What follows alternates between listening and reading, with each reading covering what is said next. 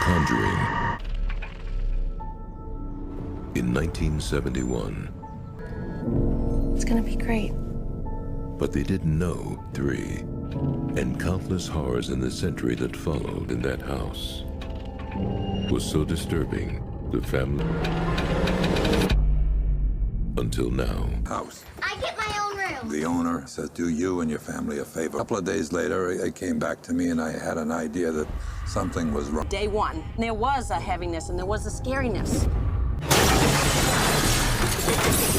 We started to see. See?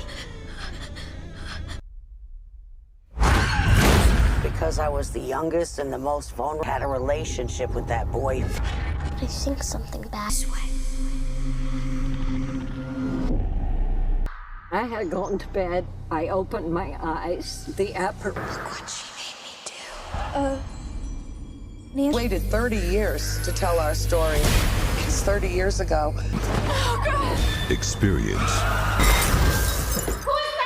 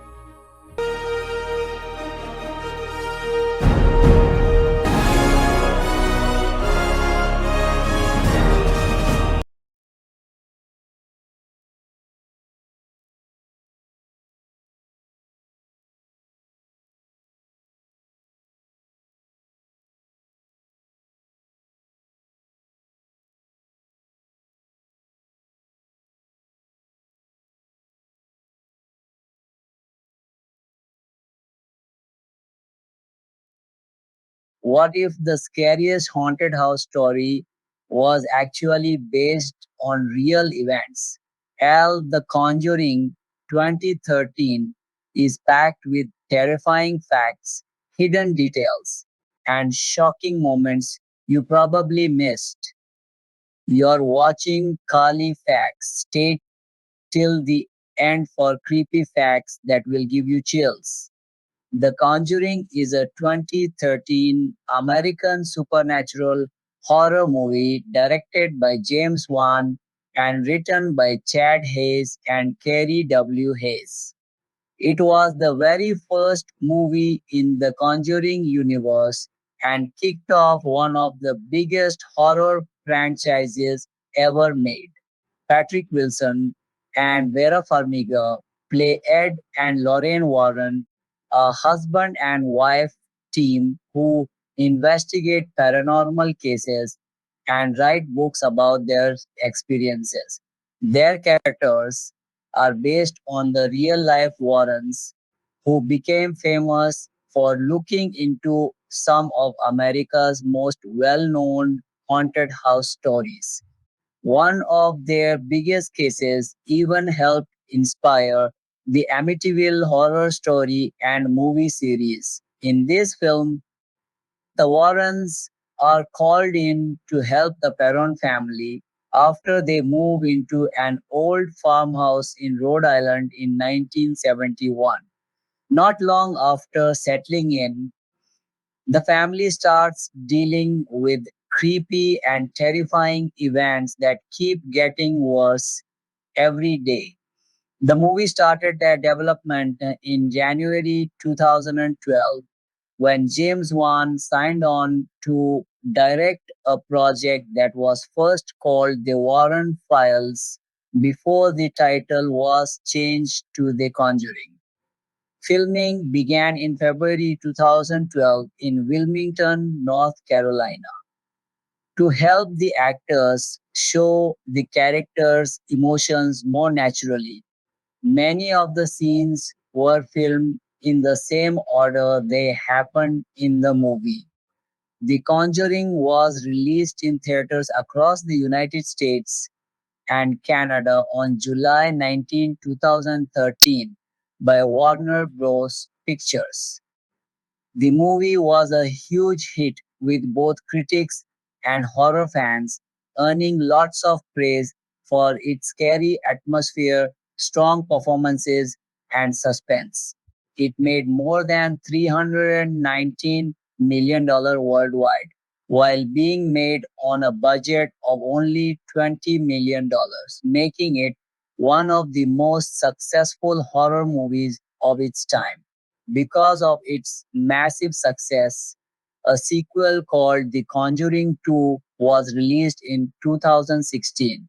In 1971, Carolyn and Roger Perron moved into an old, rundown farmhouse in Harrisville, Rhode Island, with their five daughters. At first, everything seems to go pretty well, except for one strange thing. The family's dog, Sadie, refuses to go inside the house no matter what. That night, the girls play a game called Hide and Clap, where one person hides and everyone else follows the sound of clapping to find them.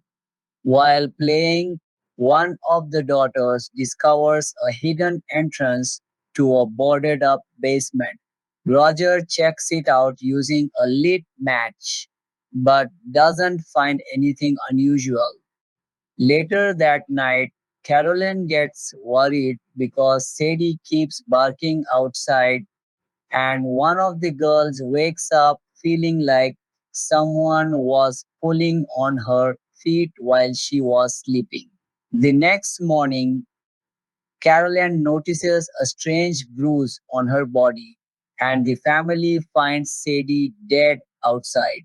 Over the next few days, scary things start happening around the house.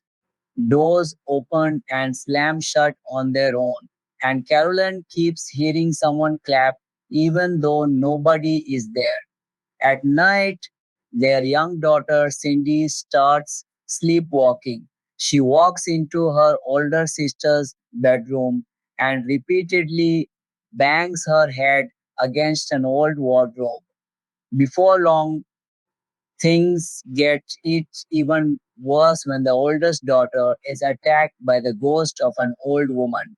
Terrified, Caroline reaches out to famous paranormal investigators Ed and Lorraine Warren for help. When the Warrens arrive, Lorraine immediately senses that a powerful and evil spirit has attached itself to the family. They investigate the house and believe the haunting is real. Ed tells the Perrons that the house may need an exorcism, but before that can happen, they need solid proof and permission from the Catholic Church. As Ed and Lorraine dig into the history of the property, they uncover a horrifying story. Many years earlier, the land belonged to a woman named Bathsheba who was accused of being a witch. According to the records, Bathsheba sacrificed her 1 week old baby as an offering to Satan after her husband caught her.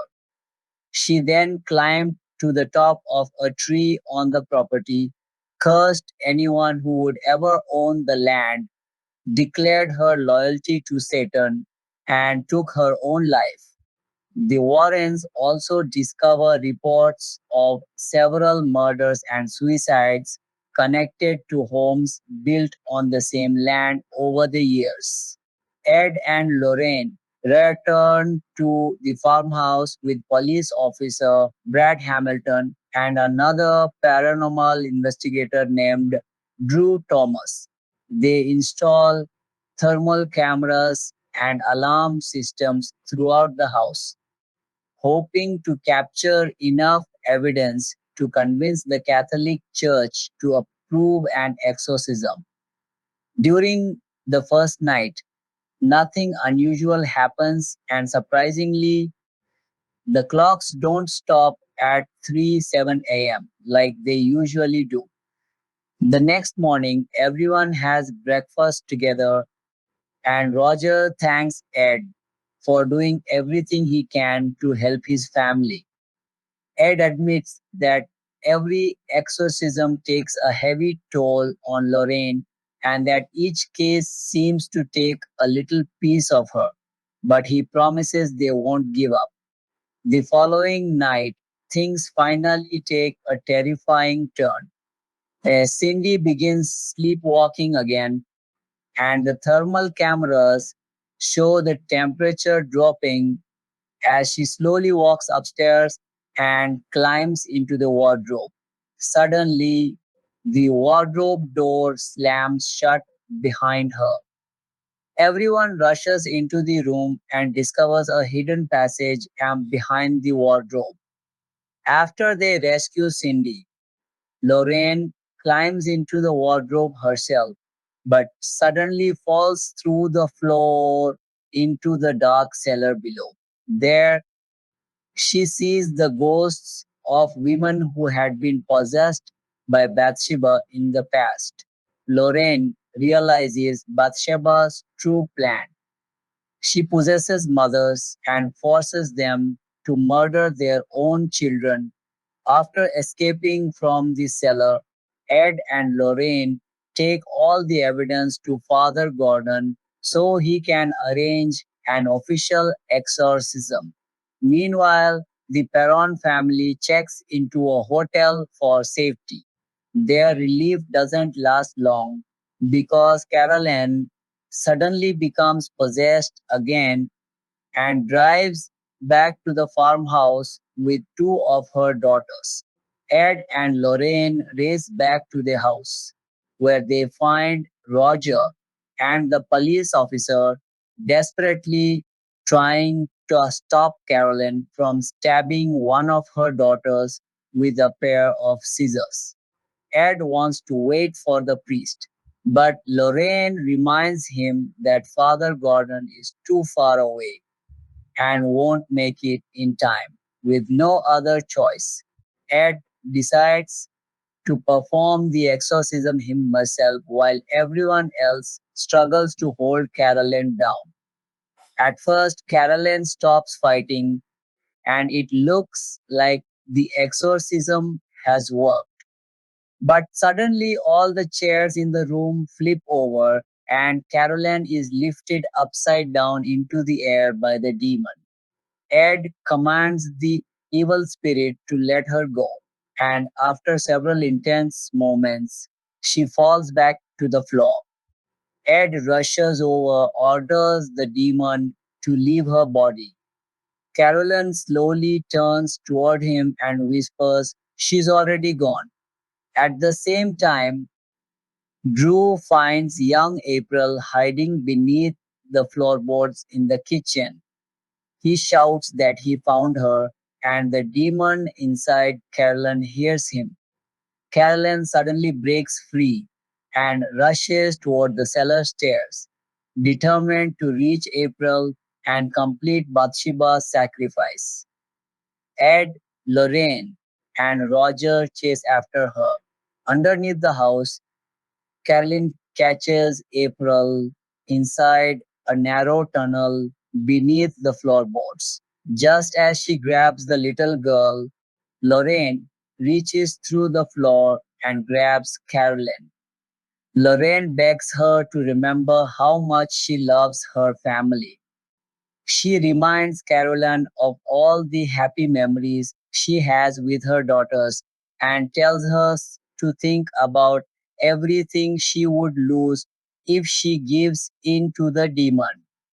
Little by little, Carolyn begins to remember her family. Her face softens, her breathing slows down, and the evil look in her eyes fades away. Finally, she lets April go, and the demon loses its hold on her. The next scene shows a bright sunny morning. Carolyn is helped out of the farmhouse, and as she steps into the sunlight, the bruises on her body slowly disappear. She is finally free from Bathsheba's control. Roger, Carolyn, and all five of their daughters hug each other outside the house. thankful that the nightmare is finally over. After saving the Perron family, Ed and Lorraine return home. Ed walks into the room where they keep all the haunted and cursed objects collected from past cases. He carefully places the old music box from the Perron house onto an empty shelf. Lorraine joins him, and the two quietly leave the room together. A few moments later, the music box suddenly starts playing all by itself. The camera slowly moves closer to the mirror inside the open music box as the creepy music fades away. Then the screen goes black and the credits begin to roll. Casting of Vera Farmiga as Lorraine Warren. Vera Farmiga's portrayal of Lorraine Warren stands as one of the foundational elements that elevated The Conjuring 2013 from a standard haunted house narrative into a character-driven supernatural thriller. Selected early in pre-production, in January 2012, alongside Patrick Wilson, Farmiga brought a layered authenticity to the role of the clairvoyant demonologist. Her casting was pivotal because Lorraine Warren is not merely a supporting figure to her husband Ed, but a protagonist whose psychic sensitivities drive much of the emotional and horror tension. Farmiga prepared extensively by spending 3 days at the Warren home in Connecticut with Lorraine herself. This immersion went beyond script analysis. Farmiga focused on absorbing Lorraine's essence, the subtle gestures, the way she communicated with her hands, her distinctive style, smile, and spatial presence. These details infused her performance with a grounded realism that contrasted sharply with the escalating paranormal chaos. In interviews, Farmiga emphasized wanting to capture not just the biographical facts, but the lived energy of a woman who had dedicated her life to confronting the unknown. Her physical transformation and mannerisms were subtle yet effective. Farmiga adopted period appropriate 1970s attire and hairstyles, while modulating her voice to reflect Lorraine's compassionate yet authoritative demeanor during investigations. This preparation allowed her to convey the psychological toll of clairvoyance. The visions, the emotional drain, and the protective instincts toward her family.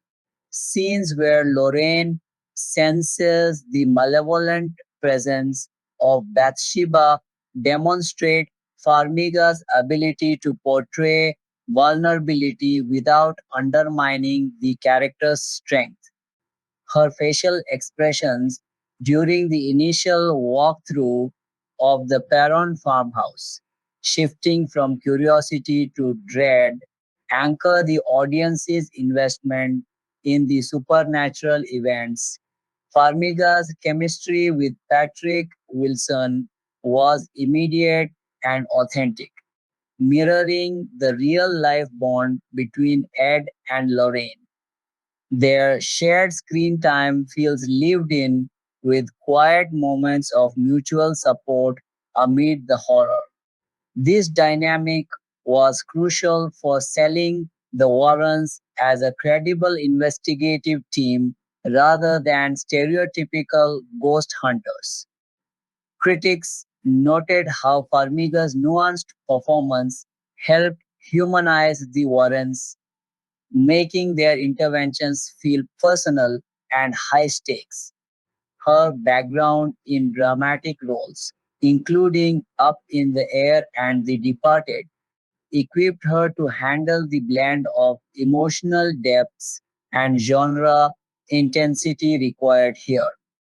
The decision to cast Farmiga reflected James Wan's vision for a horror film rooted in real people. Her reputation for empathetic, intelligent performance made her ideal for a role that demanded both empathy for the possessed family and steely resolve against demonic forces. Farmiga's Lorraine is empathetic yet professional, balancing maternal warmth with the gravity of her psychic burdens. This casting choice paid dividends in establishing the emotional core of the Conjuring universe, influencing subsequent films where her presence continued to provide continuity and depth. Throughout the film, Farmiga's performance layers subtle physical cues, slight hesitations, widened eyes during visions, and protective postures that build tension organically. Her work in the exorcism climax, calling out to the possessed Caroline through memories, showcases her range in conveying desperation and hope. Casting Farmiga ensured the film avoided caricature, grounding the Warrens in relatable humanity even as the story veered into the occult. Her preparation with the real Lorraine added an unverifiable but potent layer of authenticity that permeated the entire production. Patrick Wilson's Ed Warren complements Farmiga's Lorraine perfectly, creating a believable partnership that drives the narrative. Cast simultaneously with Farmiga, Wilson's selection was influenced by his prior collaboration with director James Wan in Insidious, where he demonstrated command of horror conventions while delivering emotional sincerity. Ed Warren, as the more hands on demonologist and exorcist in training, required an actor who could project authority, physicality, and quiet faith. Wilson's preparation mirrored Farmiga's, involving time with Lorraine Warren to understand the couple's dynamic. He focused on Ed's role as the protector and researcher, studying the real Ed's mannerisms, voice, and unwavering commitment to helping families. This research informed Wilson's portrayal of Ed as a man of deep Catholic faith whose skepticism is tempered by experience. His performance balances skepticism with conviction, particularly in scenes where he gathers evidence with cameras and bells or confronts the possessed Caroline. Physically, Wilson brings a sturdy presence to Ed, using his build effectively in confrontational scenes, such as restraining the possessed family members or performing the risky self authorized exorcism. His vocal delivery, calm and reassuring in investigations, urgent during crises, adds weight to the proceedings. Wilson's chemistry with Farmiga sells the marital bond with small gestures like reassuring touches or shared glances, conveying years of shared trauma and love.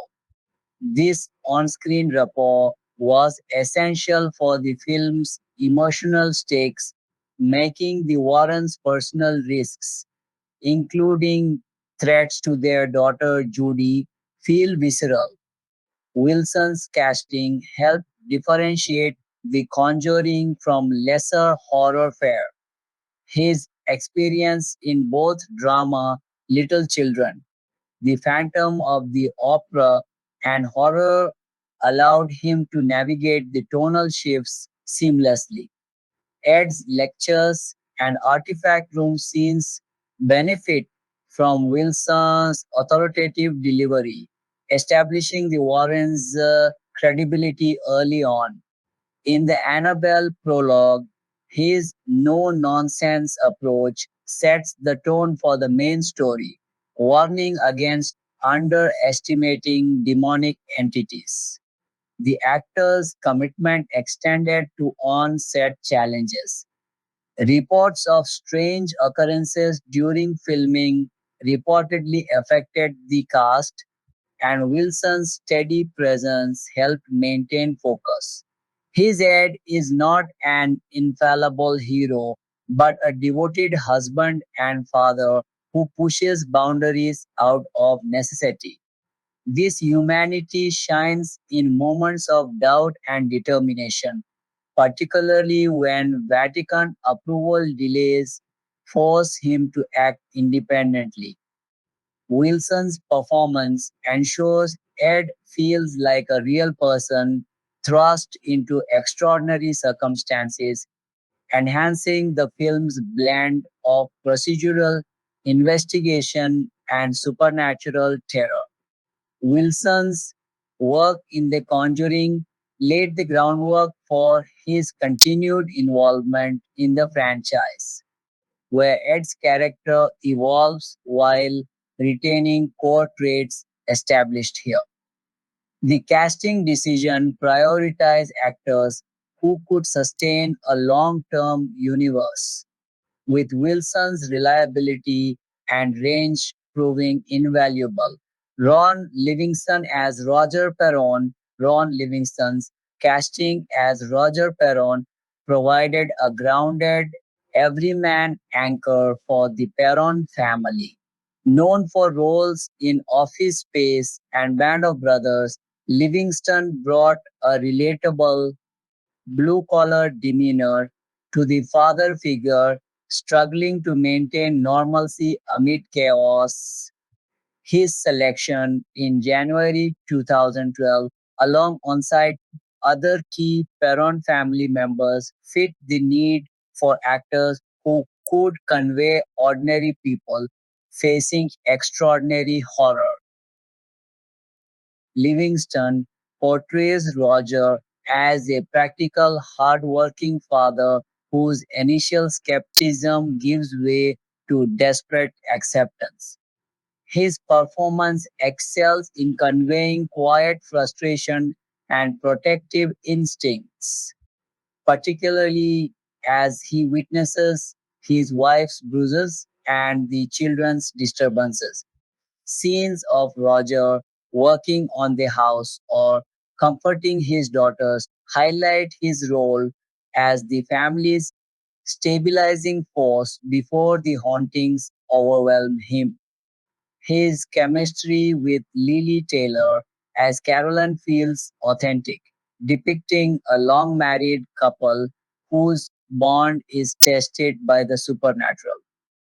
Livingston's understated style prevents the character from becoming melodramatic. He reacts with believable disbelief and fear, such as discovering the dead dog Sadie or hearing unexplained noises. This restraint amplifies the horror as the audience experiences the escalation through a skeptical lens that gradually cracks. His physical presence, tall and solid, adds to the portrayal of a man trying to physically defend his home, though ultimately powerless against the demonic forces. The actor's preparation likely involved understanding the real Perron family's experiences, though the film takes liberties for dramatic effect.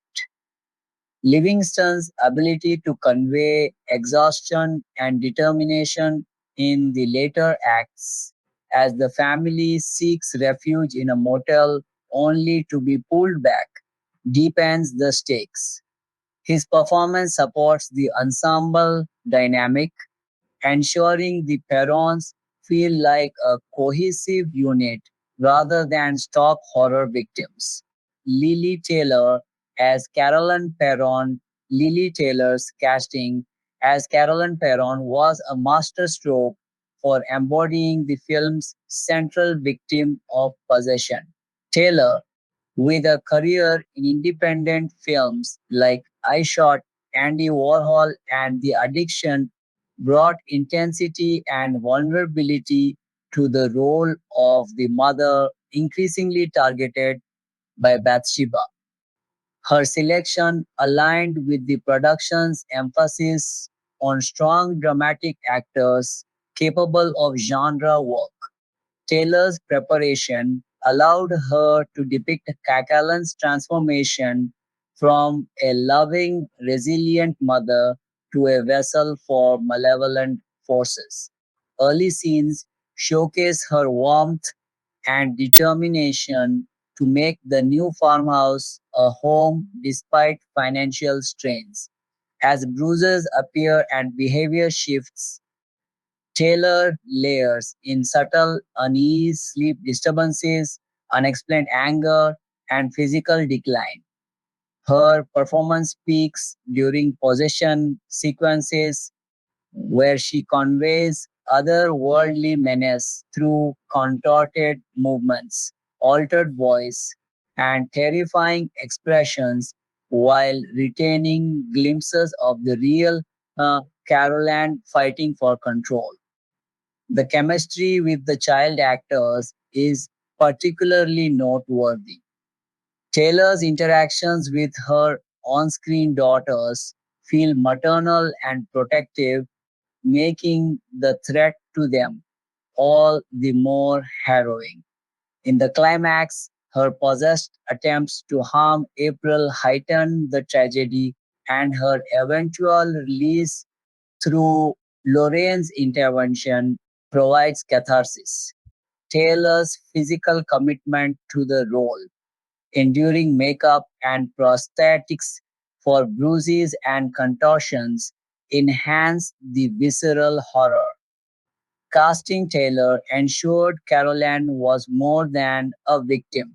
She is a fully realized character whose love for her family provides emotional depth. Her work complements the Warrens' investigation, creating a symbiotic terror where the audience fears for both the investigators and the afflicted family. The Perron daughters, Shanley Caswell, Haley McFarland, Joey King, Mackenzie Foy, and Kyla Dever, the young actresses playing the Perron daughters, were cast to create a believable sibling dynamic that humanizes the haunting. Shanley Caswell as Andrea, the eldest, brings maturity and concern, often acting as a secondary protector. Her scenes reacting to noises and protecting her sisters add layers of familial tension. Haley McFarland as Nancy delivers solid supporting work, contributing to the group's shared fear. Joey King as Christine stands out with her expressive performance, particularly in encounters with the malevolent spirit. King's ability to convey innocence turning to terror was crucial for early scares. Mackenzie Foy as Cindy excels in the sleepwalking sequences, her wide-eyed vulnerability amplifying unease. Young Kyla Dever as April the youngest provides heart-wrenching moments with her imaginary friend and later peril, her innocence, making the threats profoundly disturbing. These child actors were chosen for their natural chemistry and ability to handle horror elements without sensationalism. Their collective performances make the Perron household feel lived in and loving, raising the emotional stakes when the entity targets the family unit. The casting of multiple young talents ensured authentic sisterly interactions from playful moments to shared panic, grounding the supernatural in relatable family drama. Supporting cast: Shannon Cook, John Brotherton, Sterling Jerins, and others. Shannon Cook as Drew, the Warrens' assistant, and John Brotherton as Officer Brad Hamilton provide capable support during the investigation phase. Cook's character aids in technical setup, while Brotherton's skeptical cop adds procedural realism. Their performances support the main ensemble without overshadowing. Sterling Jerins as young Judy Warren introduces the personal stakes for the Warrens. Her brief but impactful scenes, especially the attack by Bathsheba, underscore the risks of the Warrens' work. Other supporting players like Marion Gayo, Morgana Bridges, Amy Tipton, and Zach Peppers fill out the periphery effectively, contributing to the 1970s atmosphere. Joseph Bishara's dual role as the composer and the physical embodiment of Bathsheba is a unique casting highlight. His menacing, contorted performance as the witch adds primal terror, enhanced by his own score's dissonant sounds.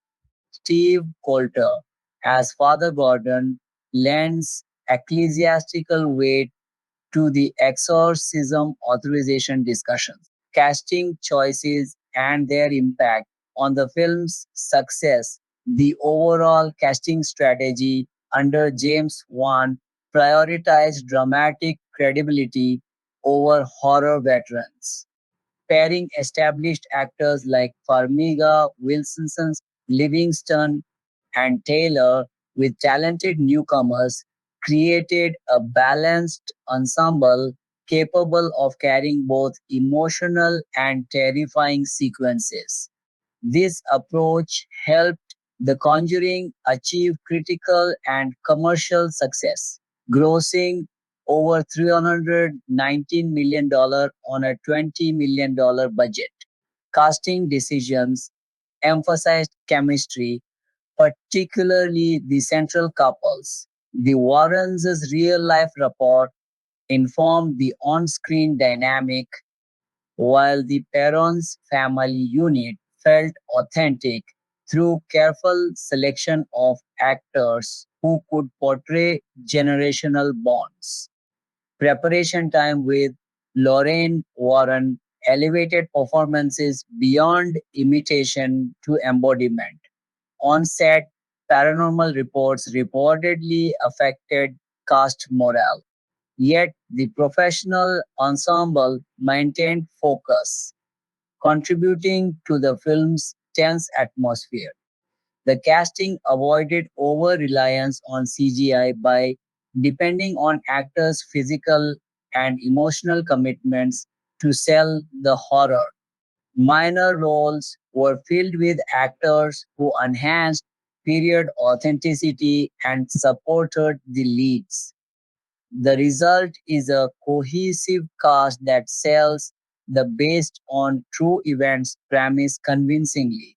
This ensemble approach influenced the franchise's expansion, with many actors reprising roles in sequels.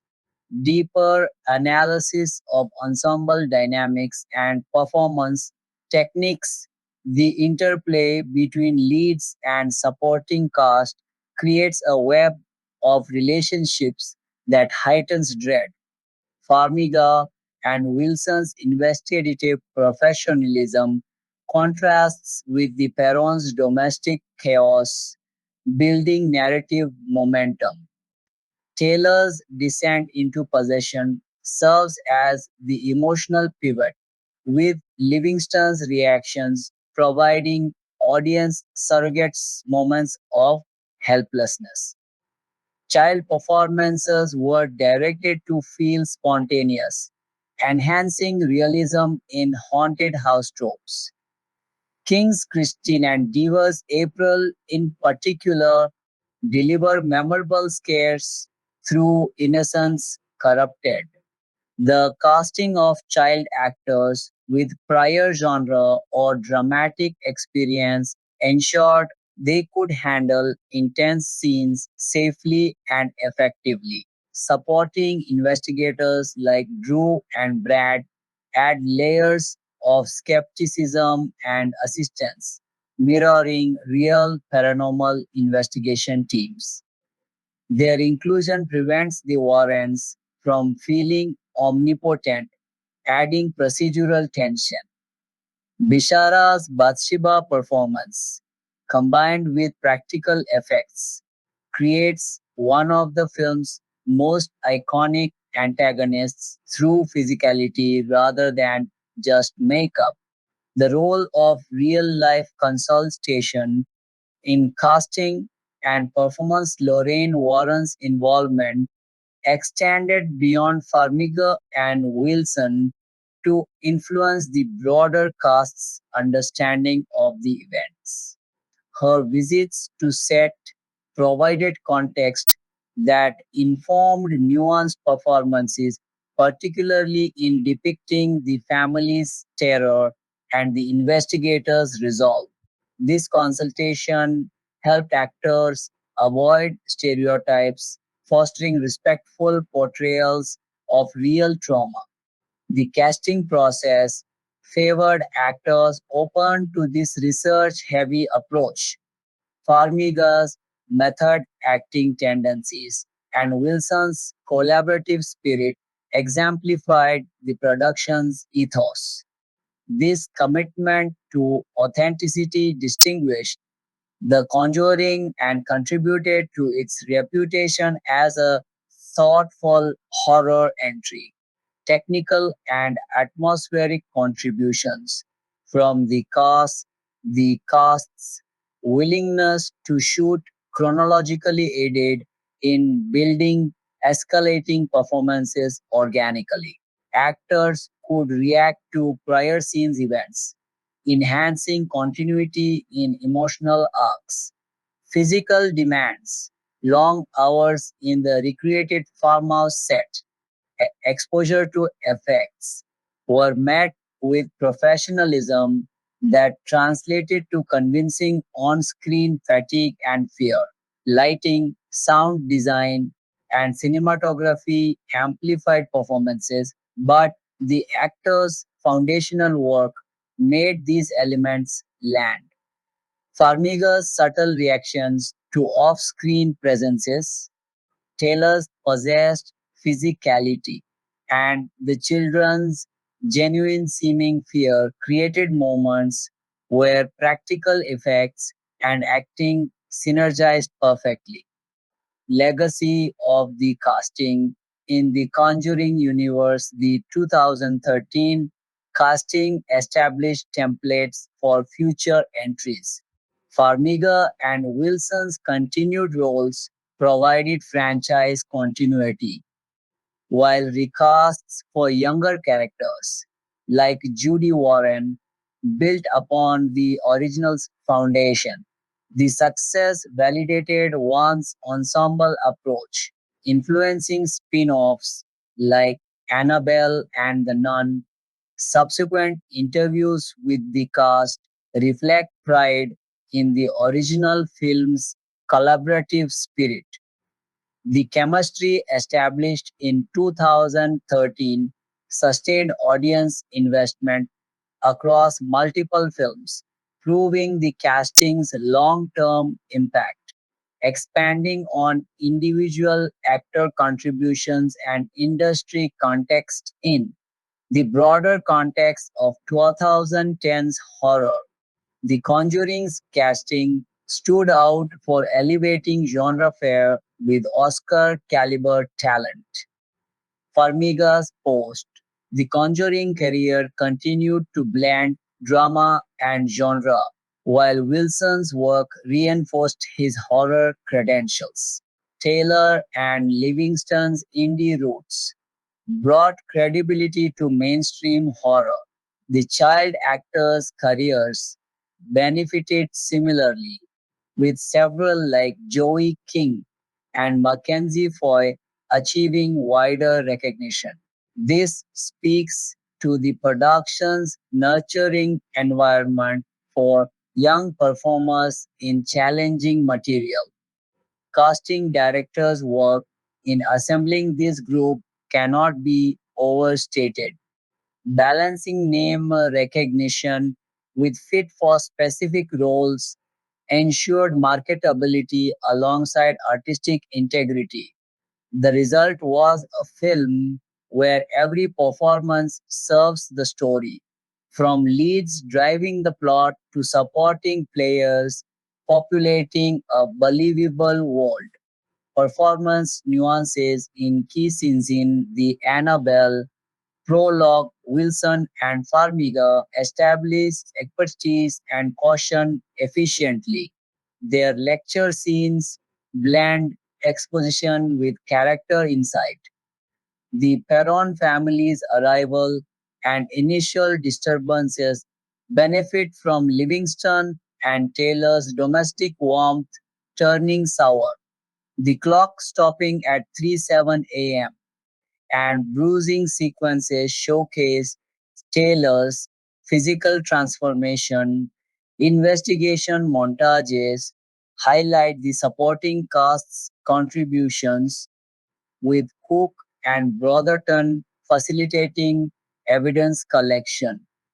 Lorraine's visions, rendered through Farmiga's expressive eyes and reactions, provide psychic insight without over explaining. The climax integrates all performances. Wilson's determined exorcism, Farmiga's empathetic intervention, Taylor's battle for control, and the children's peril. Cultural and thematic resonance. Through casting, the diverse yet cohesive casting reflects themes of family, faith, and resilience. The Warrens, as a devoted couple, contrast with the Perrons' tested unity, exploring protection and sacrifice. Casting choices emphasized relatable American families facing the unknown, amplifying the film's universal appeal. Challenges overcome in casting and production. Securing the ensemble amid a competitive development process required strategic decisions. Early attachment of one and key stars helped attract talent. Budget constraints were navigated by leveraging actors' commitment over lavish effects. On-set anomalies tested resolve, but the cast professionalism prevailed. Comparative analysis with other horror castings compared to contemporaries. The Conjuring's ensemble rivals films like The Conjuring 2 or Insidious in Depths. It avoids the pitfalls of all-star horror misfires by prioritizing fit over fame. The result is sustained tension and rewatchability rooted in character investment. This detailed examination of the casting reveals how thoughtful actor selection, rigorous preparation, and ensemble synergy transformed The Conjuring into a benchmark supernatural horror film. Each performer's contributions interlock to create a terrifying yet emotionally resonant experience that continues to influence the genre. Word count approximately 5,000. Expanded through detailed scenes references, performance analysis, production context, and legacy impacts across sections. Production development and pre-production road to bringing The Conjuring to the screen was long, winding, and marked by nearly a decade and a half of false starts before the project finally found its footing at a major studio. The film's origins trace back to producer Tony DeRosa Grant, who is credited with writing the earliest treatment of the story and giving it the title that would eventually stick, The Conjuring. DeRosa Grant had acquired the rights to dramatize the case files of paranormal investigators Ed and Lorraine Warren, and he spent close to 14 years shopping the project around Hollywood without success. Studios were interested in the broad strokes of the concept: a haunted farmhouse, a family under siege, real life demonologists called in to help, but nobody could quite get the financing, the script, and the right creative partners aligned at the same time. At one stage, DeRosa Grant secured a deal with Gold Circle Films, the production company that had previously found success with the horror hit The Haunting in Connecticut. On paper, this looked like a natural home for the project, since Gold Circle had already demonstrated it knew how to market a based on true events haunted house story to a receptive audience. However, the two sides were unable to finalize a contract, and the arrangement collapsed before any real production groundwork could be laid.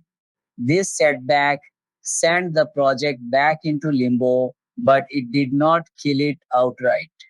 DeRosa Grant continued to look for partners who could see the same potential in the material that he did. A turning point came when DeRosa Grant joined forces with producer Peter Safran, whose involvement helped give the project fresh momentum.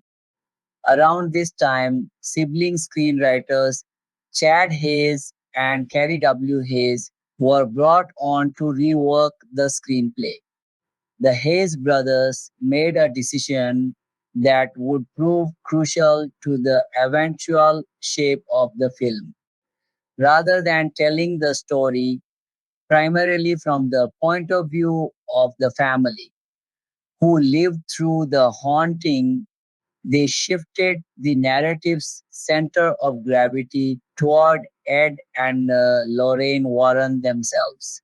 Working from DeRosa Grant's original treatment and an audio recording attributed to Ed Warren, the writers reoriented the material so that the Warrens became the true protagonists of the piece, with the haunted family's ordeal serving as the case they are called upon to solve. To make sure the details rang true, the Hayes brothers conducted numerous phone interviews with Lorraine Warren, mining her recollections for texture, incident, and emotional shading. By the middle of 2009, the reworked script had generated enough industry buzz to spark a bidding war among six different studios, an unusually fierce level of competition for a horror project without an existing franchise pedigree attached. That bidding war ultimately delivered the film to Summit Entertainment, a studio that at the time was riding high on the commercial success of the Twilight series and looking to diversify its slate with other genre properties. Unfortunately for the project's momentum, DeRosa Grant and Summit were unable to close the deal, and the film went into what the industry calls turnaround, essentially meaning the property became available again after a studio's option lapsed or was abandoned. It was at this point that New Line Cinema entered the picture. New Line had actually competed for the rights during the original six studio bidding war and had lost out to Summit, but when the project became available again, the studio moved to secure it. On November 11, 2009, a formal deal was struck between New Line and DeRosa Grant's company, Evergreen Media Group, finally giving the long gestating project a stable studio home. This arrangement set the stage for the film's development to accelerate in earnest over the following 2 years. Director James Wan's connection to the material grew out of the success of his 2010 horror film Insidious. One has explained that once Insidious became a hit, the story of the Warrens was brought to his attention, and he was immediately struck by its potential.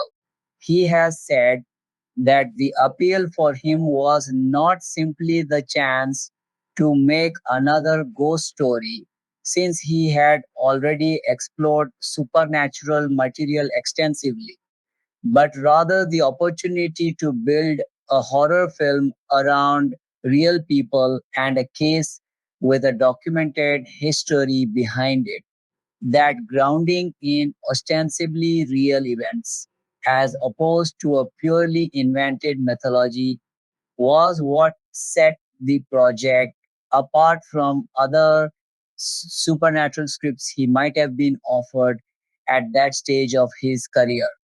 Wan's growing reputation within the genre by this stage of his career also shaped the way the studio approached his creative involvement.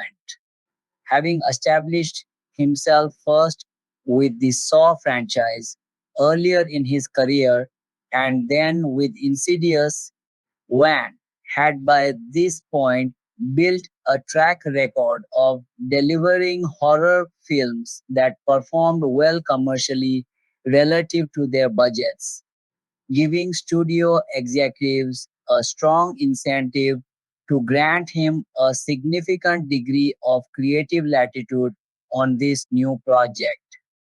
This track record likely played a role in the studio's willingness to support his particular vision for the material, including his insistence on grounding the film in a more restrained, atmosphere driven approach rather than pursuing a more effects heavy or conventionally commercial horror template that a less established director might have been pressured into adopting.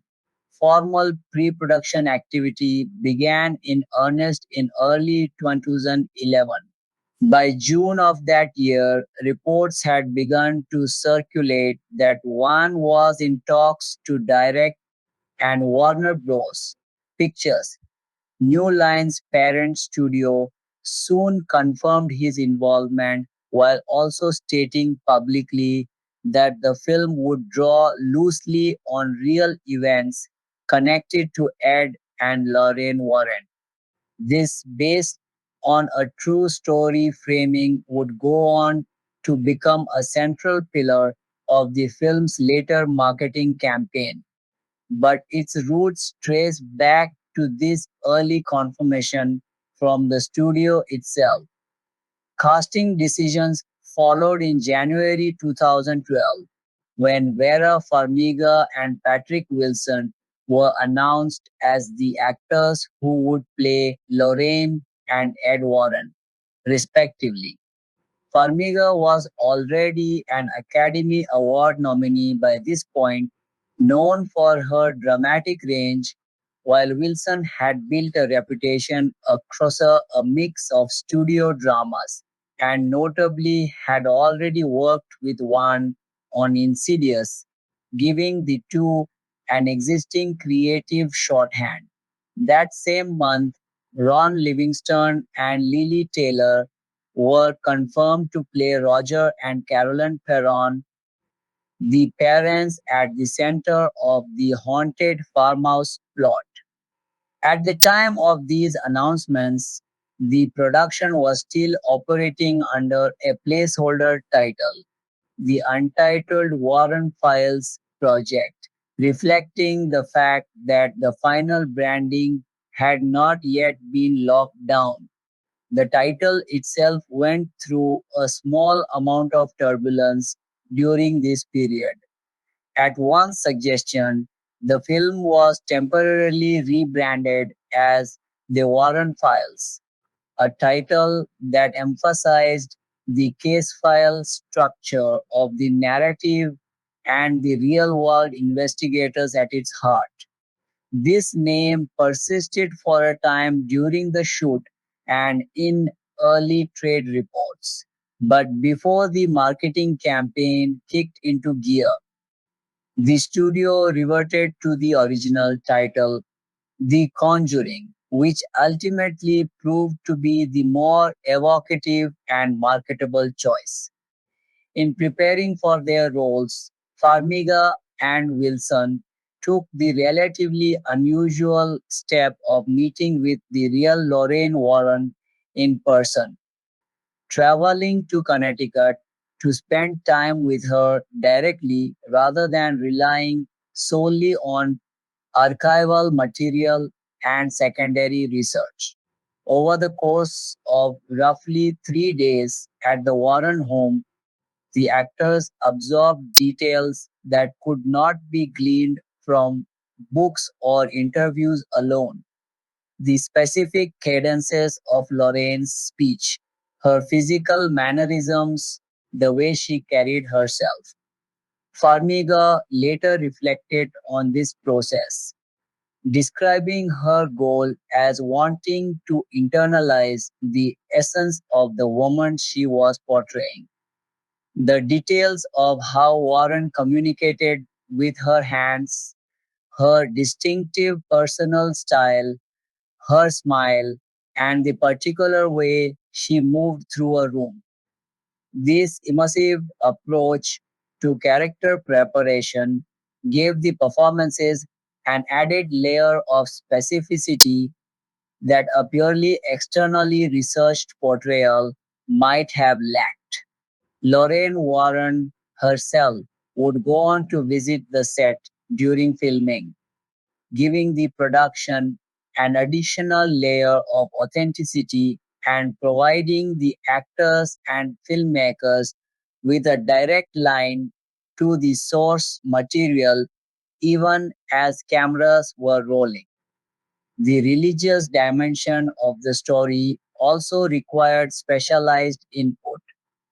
Because the plot hinges on questions of Catholic doctrine surrounding exorcism, demonic possession, and the Church's formal processes for authorizing such rites. The filmmakers brought on Diana Walsh Pasulka, a professor of religious studies at the University of North Carolina, Wilmington, to serve as the production's chief religious consultant.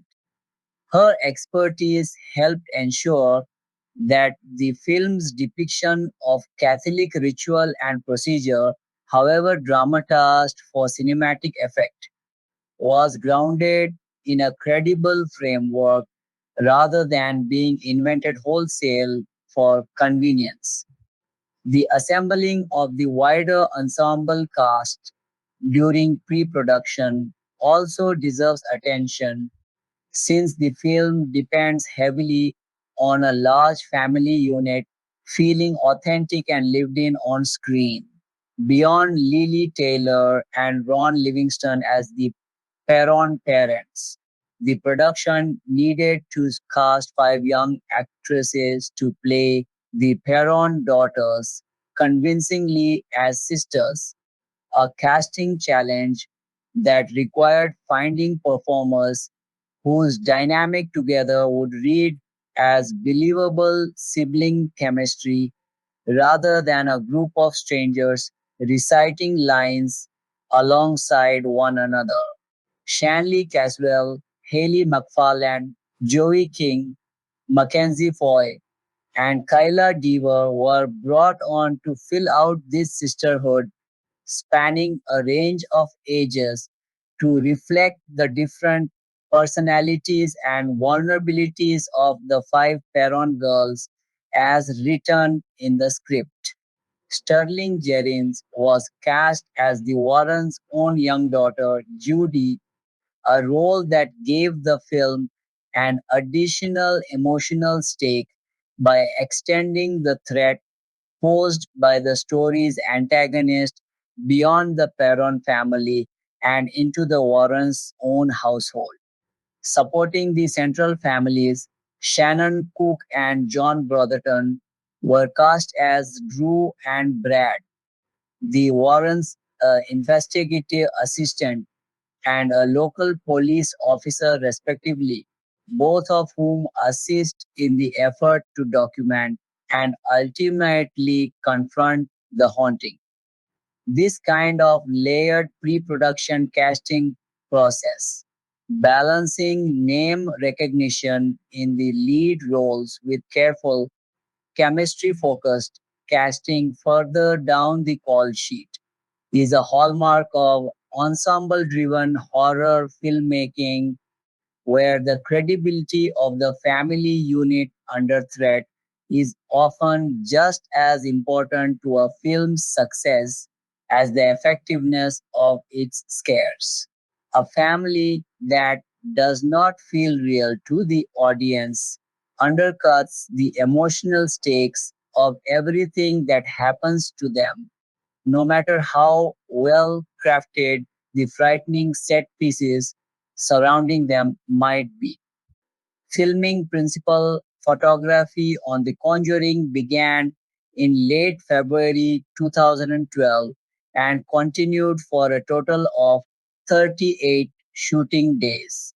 The bulk of the production took place at EUE Screen Gems Studios, a well established production facility located in Wilmington, North Carolina, along with additional locations in and around the city. Wilmington has long served as a hub for film and television production on the East Coast, offering studio infrastructure alongside a range of rural and small town locations that could convincingly stand in for the rural New England setting of the story. Even though the actual events the film dramatizes are set in Rhode Island. One especially notable location used during the shoot was the University of North Carolina Wilmington campus itself, where filming took place in March 2012. Production was able to make use of the campus specifically because the shoot coincided with the university's spring break, when the grounds were largely empty of students and could be transformed for the production's needs without disrupting academic life. This kind of scheduling opportunism, timing location shoots to coincide with periods when a site is naturally vacated, is a common practical strategy in film production, allowing a crew to use a real textured location rather than building an equivalent set from scratch. Throughout the shoot, Lorraine Warren periodically observed filming in person. She would later recall that she raised no significant objections to the way her story and her late husband's work were being adapted for the screen, lending her tacit endorsement to the production's approach, even as the filmmakers took the inevitable dramatic liberties required to compress a real, ongoing investigative relationship into a 2 hour narrative. A defining stylistic and logistical choice made by Wan and his collaborators was to shoot the film scenes in chronological order, following the story's timeline from beginning to end rather than shooting out of sequence for logistical efficiency, which is the more common industry practice. This decision is notable because chronological shooting is often more expensive and harder to schedule since it can require revisiting the same sets and locations multiple times rather than shooting all scenes tied to a single location back to back. However, for a horror film built around a slow escalation of dread, where the audience and to some extent the actors need to feel the atmosphere thicken incrementally, shooting in order can pay dividends by allowing the cast to build a genuine lived sense of mounting unease over the course of the shoot rather than having to manufacture that escalation out of order on set. The production wrapped its work in the Wilmington area on April 20, 2012, and principal photography concluded entirely on April 26, 2012. This relatively brief production window, under 6 weeks of principal photography, is consistent with the modest overall budget of the film, which was reported at around $20 million, a comparatively lean figure for a studio horror release intended for wide theatrical distribution, though very much in keeping with typical budgets for the genre. Cinematographer John R. Leonetti, who shot the film, brought a visual approach that favored composed, patient camera movements over the frenetic handheld aesthetic that had become common in found footage adjacent horror during this era.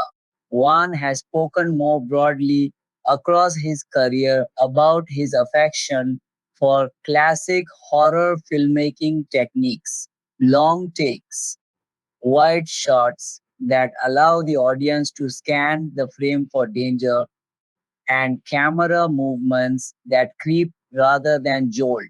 And The Conjuring's visual language reflects that sensibility, drawing more from the atmospheric horror of the 1970s than from the shakier, more chaotic visual style that had dominated much of the genre in the years immediately preceding its release.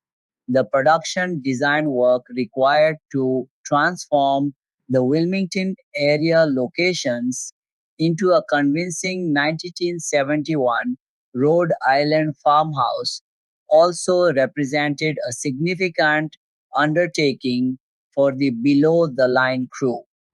Period accurate props, furniture, wallpaper, vehicles, and costuming all needed to be sourced or built to sell the illusion of early 1970s rural New England, a task made more complex by the fact that so much of the film's tension depends on the audience trusting the reality of the environment before anything overtly supernatural even begins to occur. A haunted house story lives or dies on the believability of the house itself in its ordinary unhaunted state. If the setting feels artificial or theatrical from the outset, the gradual intrusion of the uncanny into that space loses much of its power to unsettle. Blocking and staging within the farmhouse set were also central concerns during the shoot, since so much of the film's suspense derives from the audience's growing spatial familiarity with the house's layout, its cellar, its many doors, its long hallways, and the specific hiding places within it where danger might be lurking just out of frame. Establishing this geography clearly and consistently across the 38 days of shooting required careful continuity work, ensuring that a room glimpsed early in the film would be immediately recognizable to audiences when it recurred later at a moment of heightened tension.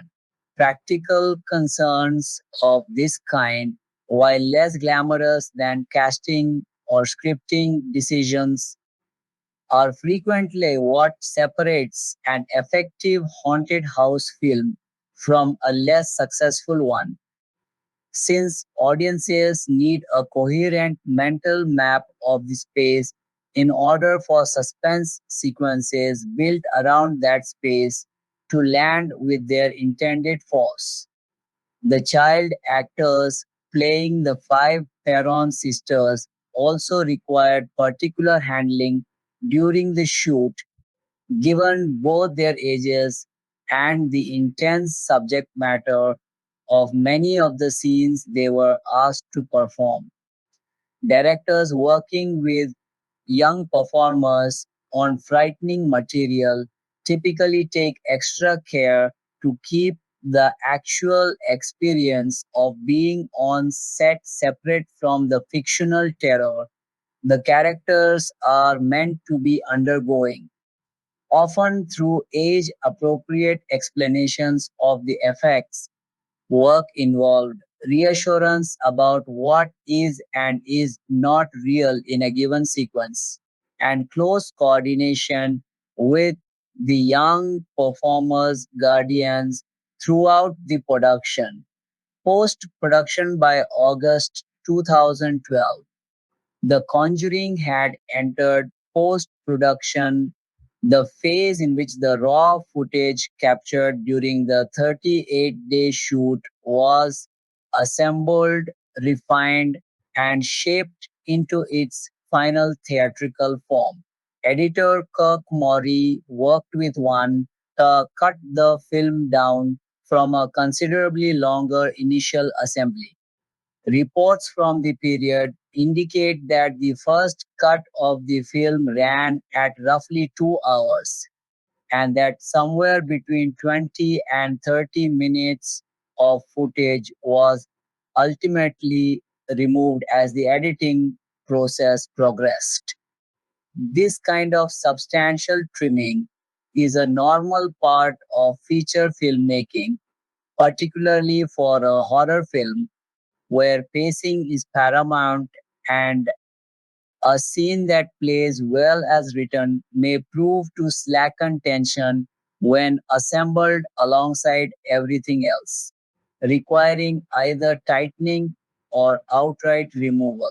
Test screenings played an important role in shaping the final cut. After the film was shown to test audiences and generated a strongly positive response, the filmmakers and studio gained confidence in the finished product, which in turn influenced decisions about how and when to release it.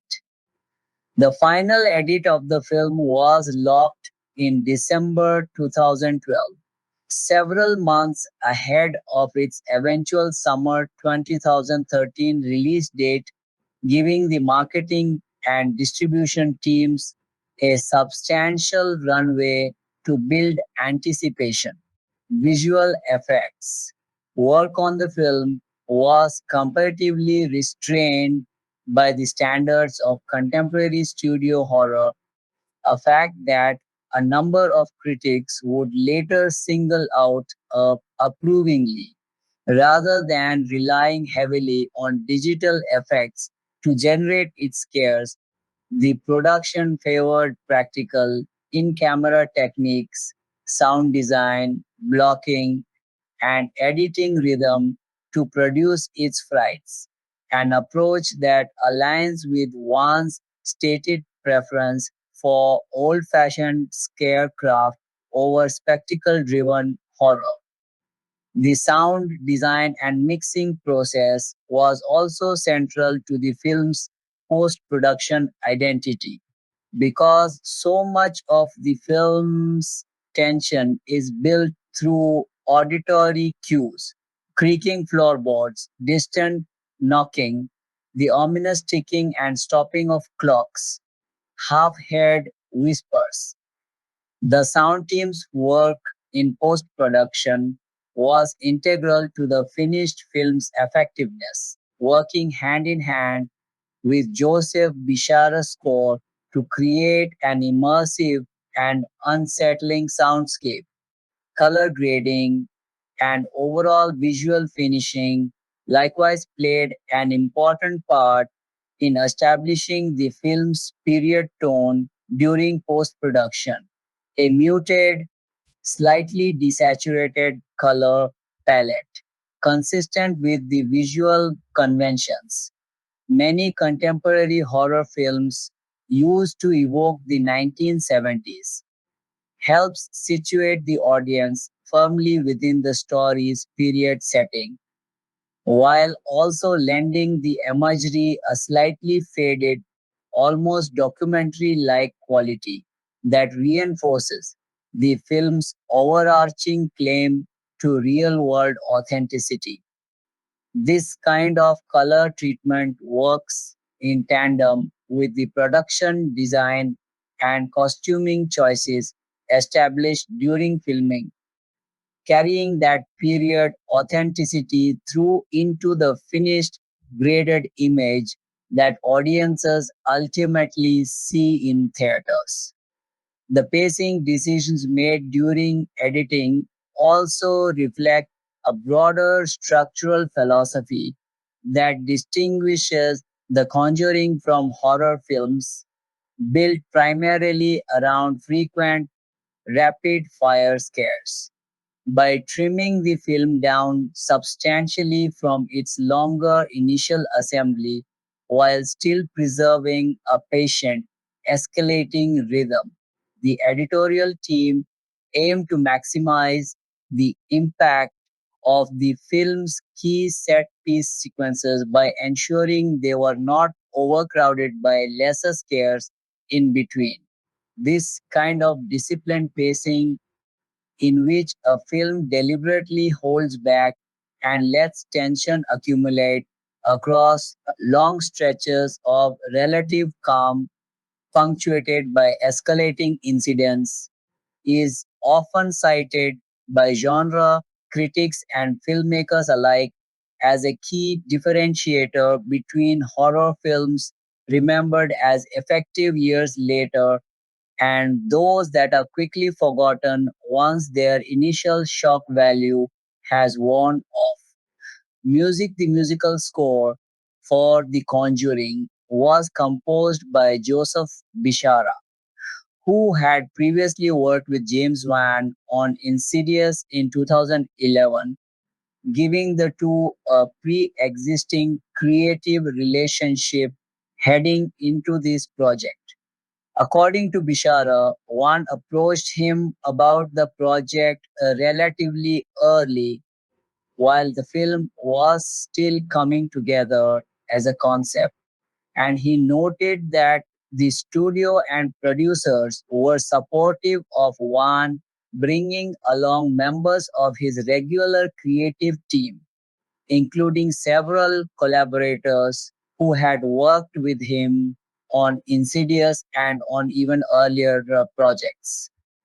This continuity of personnel across Wan's productions speaks to the director's preference for working repeatedly with trusted collaborators who understand his particular sensibility for horror. As the project developed further, one extended Bishara an additional creative opportunity, the chance to act in the film in addition to composing its score, mirroring an arrangement the two had previously established on Insidious, where Bishara had also taken an on screen role.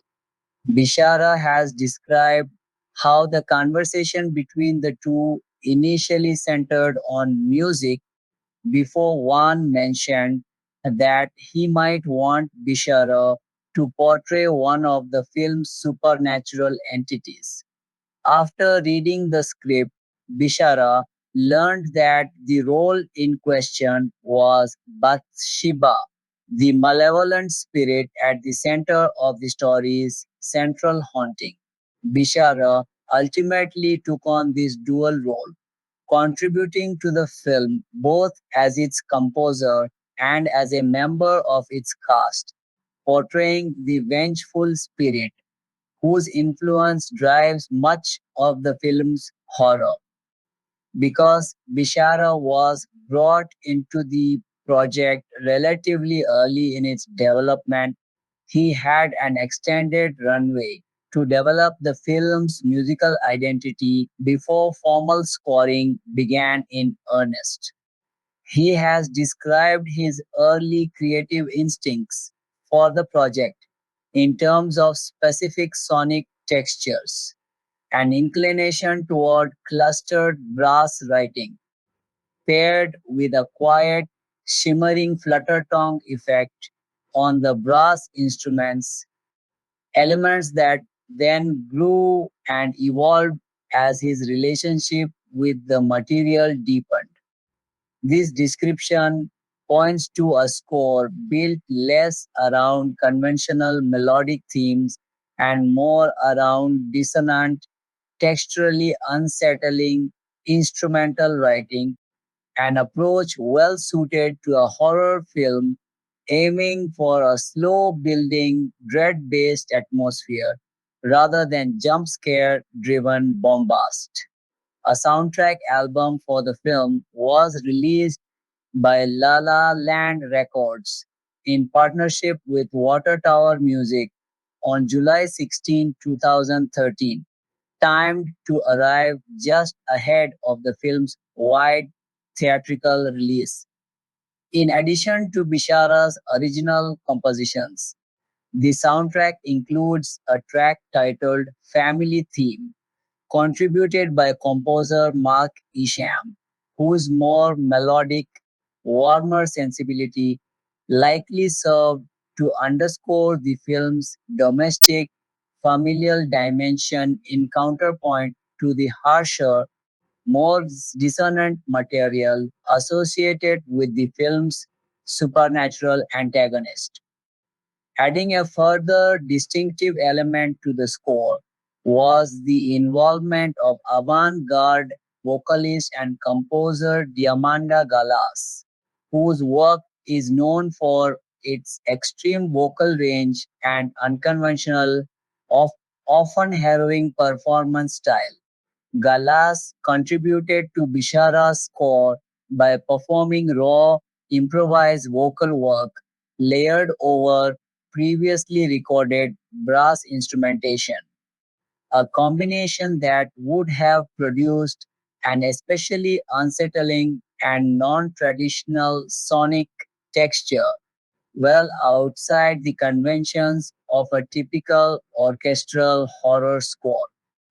Her involvement reflects a broader ambition on the part of the filmmakers to push the sound design of the picture beyond familiar genre signifiers and towards something more genuinely disorienting for the listener. Beyond the original score, the film's soundtrack incorporates a handful of pre-existing needle drop songs that serve important narrative and atmospheric functions at specific points in the story. These include In the Room Where You Sleep by the band Dead Man's Bones, a project notable for including actor Ryan Gosling among its members, as well as Sleepwalk, a well-known instrumental piece originally performed by Betsy Brai, and Time of the Season by the British rock band The Zombies, a song widely recognized from its original 1968 release and later used across a variety of films and television productions. The inclusion of period appropriate needle drops such as these serves a dual purpose in a film set in the early 1970s, reinforcing the story's period setting while also in horror cinema specifically, often creating a jarring tonal contrast between a warm, nostalgic pop song and the surrounding dread, a technique that has become something of a genre staple. Taken as a whole, the musical approach to The Conjuring reflects a layered strategy, an original, texturally adventurous score built around dissonant brass and unconventional vocal performance, a softer thematic counterpoint tied to the family at the story's center, and a selection of period songs used to ground the film's 1970s setting and, at times, heighten its unease through contrast. This combination helped give the film's soundscape a distinctive identity that set it apart from many of its horror contemporaries, several of which leaned more heavily on abrupt musical stings for their scares. The collaborative relationship between Wan and Bishara across multiple projects also illustrates a broader pattern common among successful genre directors, who often develop long running partnerships with a specific composer whose musical instincts they trust implicitly. Just as certain directors in other genres become closely associated with a particular composer whose sound becomes inseparable from their visual style, one's continued work with Bishara across both Insidious and The Conjuring helped establish a recognizable sonic signature across his horror filmography during this period of his career, one built around unsettling, texturally driven compositions rather than conventional orchestral bombast. It is also worth noting the function that the score plays in relation to the film's central antagonist because Bishara was simultaneously scoring the film and performing on screen as Bathsheba. His understanding of the character's psychology and menace as an actor directly informed his approach to the character's musical motif as a composer, creating an unusually tight feedback loop between performance and score that is relatively rare in film production, where composers typically join a project only after principal photography has wrapped and have no direct hand in shaping a character's on screen physical presence. This dual involvement allowed the musical representation of Bathsheba's presence throughout the film to feel intrinsically linked to the physical performance audience see on screen rather than being an element bolted on afterward by someone with no direct creative stake in how the character moved or behaved during filming. The use of period appropriate popular songs within the film also serves a narrative function beyond simple atmosphere because the story is explicitly rooted in a documented time and place. The soundtrack choices help anchor otherwise fantastical events within a recognizable, textured historical moment lending the family's ordinary domestic life before the haunting escalates, a sense of warmth and familiarity that the film can then systematically undermine as the supernatural elements of the story intensify. Release theatrical the marketing campaign for The Conjuring began to take shape well ahead of its eventual release, with the first promotional images distributed in November 2012. These initial images introduced audience to Vera Farmiga and Patrick Wilson in character as Lorraine and Ed Warren, giving the public its first look at the central pairing around which the film's marketing would be built. A teaser trailer followed a few months later. It had first been shown at New York Comic Con in 2012 before receiving a wider public release in February 2013, officially kicking off the film's promotional campaign in earnest. Throughout the lead up to release, the marketing consistently and heavily emphasized the film's basis in supposedly real events, promoting it under the now familiar based on a true story banner.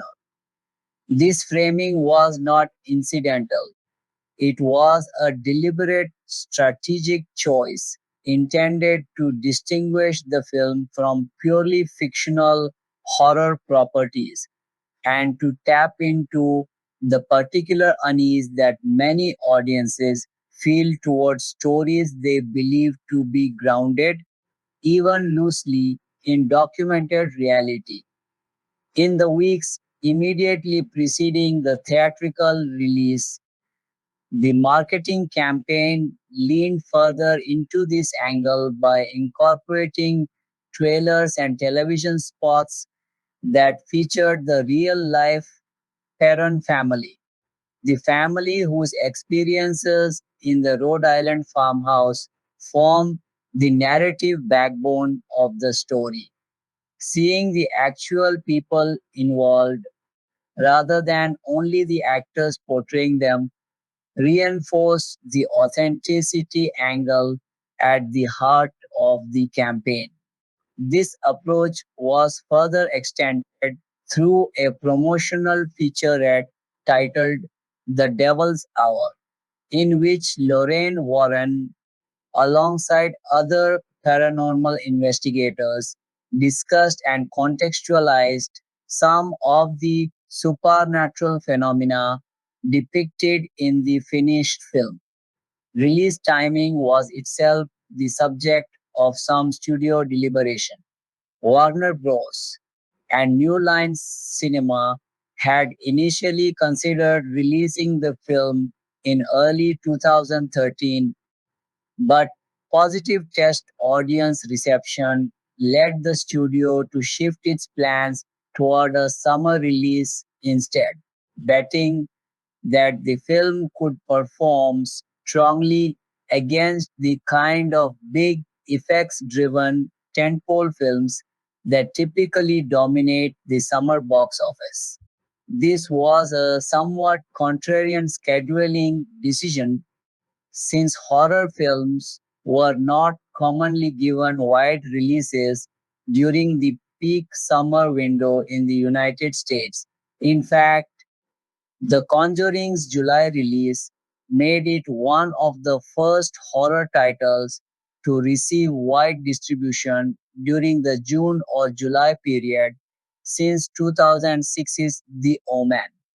That earlier gap reflects a broader industry assumption common at the time that horror audiences skewed toward the autumn months around Halloween or the January dumping ground period, making a midsummer horror release something of a calculated risk. The film ultimately opened in North America on July 19, 2013, following its United Kingdom and Indian releases on August 2 of that year. Ahead of the wide release, the film was given several notable early platform showings. Its world premiere took place at the closing night of the inaugural edition of Nocturna, the Madrid International Fantastic Film Festival, on June 8, 2013, a fitting choice given the festival's genre focus. This was followed by two screenings at the Los Angeles Film Festival on June 21, 2013, which also included a question and answer session featuring director James Wan, giving early audiences and press a chance to engage directly with the filmmaker ahead of the wider public rollout. A formal red carpet premiere was subsequently held at the historic Cinerama Dome in Los Angeles on July 15, 2013, just days before the film's wide theatrical bow, serving as the traditional high profile launch event ahead of general release. The film's content also drew scrutiny from ratings bodies during this pre-release period. In March 2013, the Motion Picture Association of America assigned the film an R rating, a designation that James Wan himself characterized as reflecting the fact that the film was simply too adult for a lower rating. Executive producer Walter Hamada elaborated on this in later comments, explaining that when the film was submitted to the MPAA, the board's feedback was essentially that the film's overall intensity, rather than any single scene or isolated moment, warranted the R rating. There was no specific cut or trim that could be made to bring it down to a PG-13 classification, since the pervasive sense of fear generated by the film as a whole was the issue. This is a notable data point in the film's identity, since it distinguishes The Conjuring from many contemporary studio horror releases that are specifically engineered from the outset to hit the more commercially convenient PG-13 rating, which is typically allows for a broader potential audience, including younger teenagers. By contrast, in the United Kingdom, the British Board of Film Classification rated the film 15, the UK's roughly equivalent restrictive classification, reflecting similar concerns about the intensity of its content for younger viewers. On its official release date, The Conjuring entered a fairly crowded North American theatrical marketplace, opening alongside three other wide releases: the action sequel Red 2, the animated film Turbo, and the supernatural action film RIPD. Despite this competition, the film performed strongly, a result that would go on to be reflected in its box office performance, detailed further below. The choice to lean so heavily on the based on a true story angle throughout the marketing campaign also reflects a broader trend within horror marketing during this general period, in which studios increasingly recognize that grounding a supernatural narrative in claimed real world events could meaningfully sharpen audience interest beyond what a purely fictional premise might generate. By featuring the actual Perron family alongside the fictionalized dramatization in official marketing materials. The studio blurred the line between documentary authenticity and cinematic invention in a way designed to heighten audience unease before they had even purchased a ticket, encouraging viewers to carry a lingering uncertainty about where the dramatization ended and the documented reality began. The film's rollout strategy, moving from festival premieres through a formal red carpet event and finally into wide release, also reflects a fairly standard trajectory for a studio genre film intended to build critical and word of mouth momentum ahead of a commercial debut. Festival screenings, in particular, serve an important function for horror films seeking to establish early critical credibility since reviews generated from festival audiences, often more attuned to genre filmmaking and less resistant to horror conventions than a general mainstream audience, can help shape the broader critical conversation that follows a film into its wide release. Home media following its theatrical run.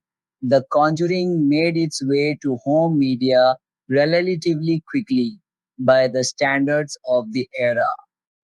Warner Home Video released the film on both DVD and Blu-ray on October 22nd, 2013, a little over 3 months after its theatrical debut, allowing the studio to capitalize on the strong word of mouth and box office momentum the film had generated while that interest was still fresh in the public consciousness.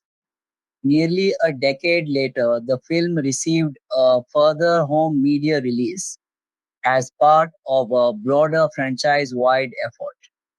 On May 31st, 2022, The Conjuring was released again on Blu-ray as part of a larger collection alongside other films belonging to the Conjuring Universe franchise that the original picture had spawned.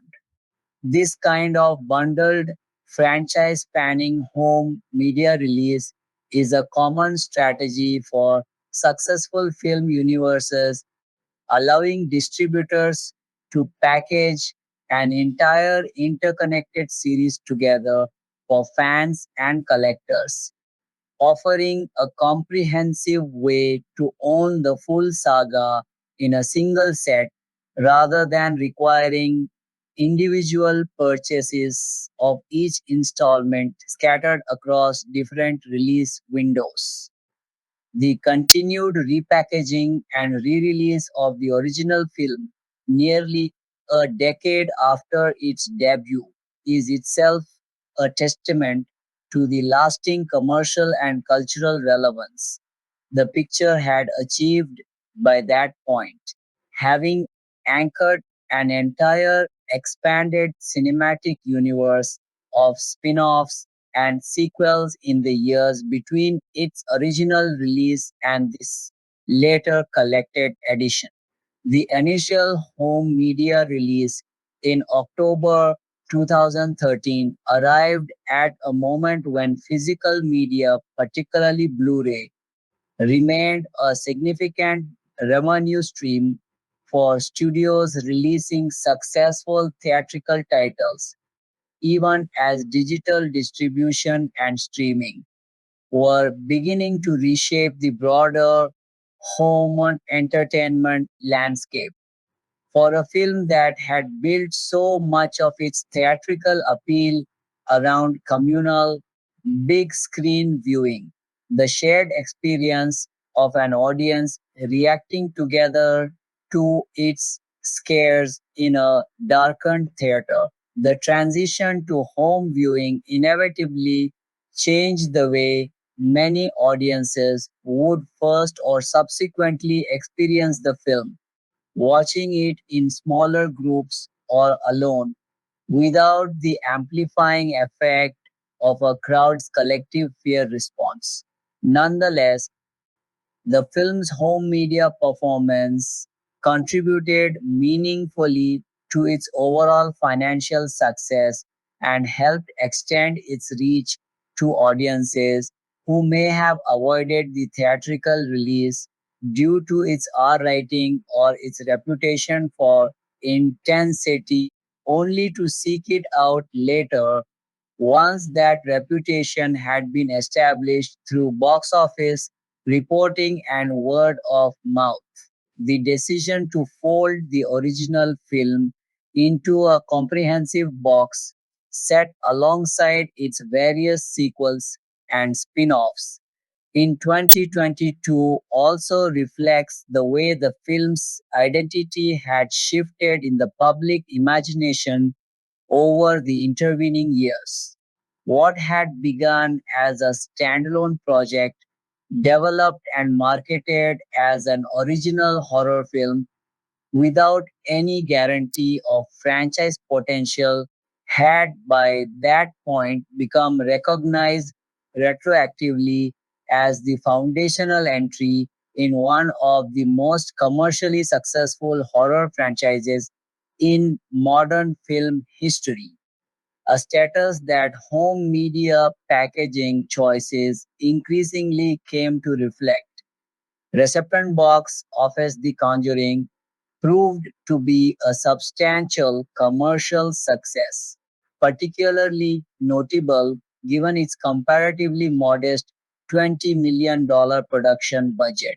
Worldwide, the film grossed approximately $319.5 million, a figure built from $137.4 million earned in North America and $182.11 million earned across international markets outside North America. Set against its budget, this represented a return of roughly 16 times the film's production costs, an exceptionally strong performance by any measure and an especially striking one for an original horror property without pre-existing brand recognition, sequel status, or franchise pedigree behind it at the time of its release. In North America specifically, the film's opening weekend performance set new benchmarks for the genre. Prior to release, industry trackers had projected an opening in the range of $30 to $35 million from a wide release footprint of 2,903 theaters. The film exceeded even these optimistic projections. It earned $3.3 million from Thursday night preview showings, then went on to post a $17 million single day total once Friday's numbers were factored in alongside those Thursday previews, a result that slightly outpaced the opening day performance of The Purge, another original horror property that had opened a month earlier and had itself set a strong benchmark for the genre. Over the course of the full opening weekend, The Conjuring grossed $41.9 million, landing in first place at the box office and breaking the opening weekend record that The Purge had set only weeks prior for original R-rated horror films.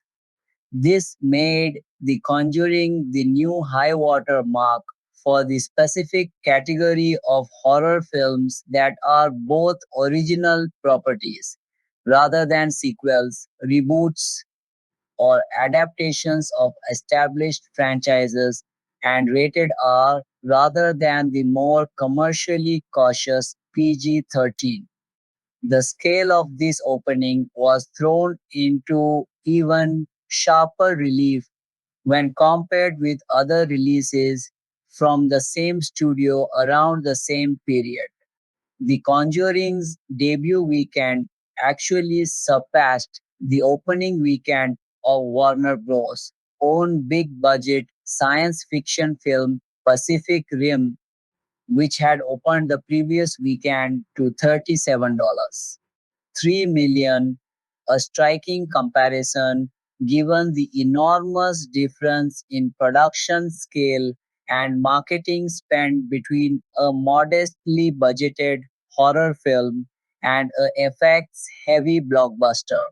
Horror films, as a general rule within the industry, tend to experience unusually steep second weekend box office drops, often falling by 50% or more as the front loaded opening weekend audience, driven by curiosity and early reviews, thins out quickly in subsequent weeks.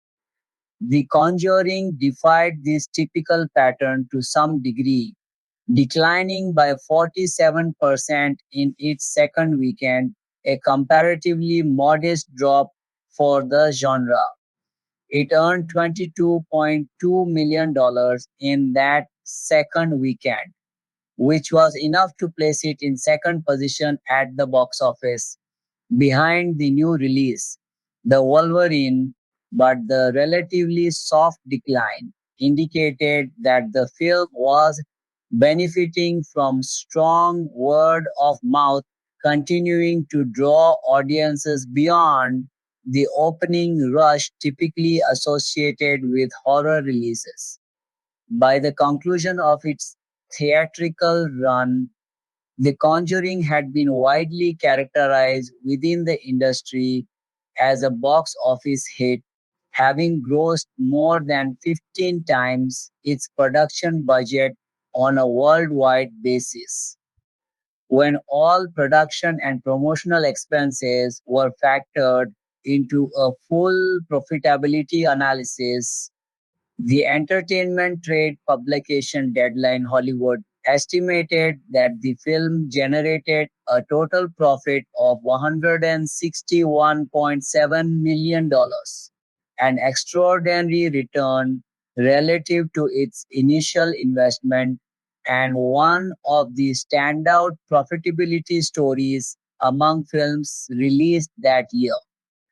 The strength of The Conjuring's opening also needs to be understood against the backdrop of a summer 2013 box office season that was, by many industry accounts, considered somewhat disappointing one for several high-profile blockbuster releases, with a number of expensive tentpole films underperforming expectations relative to their large production budgets.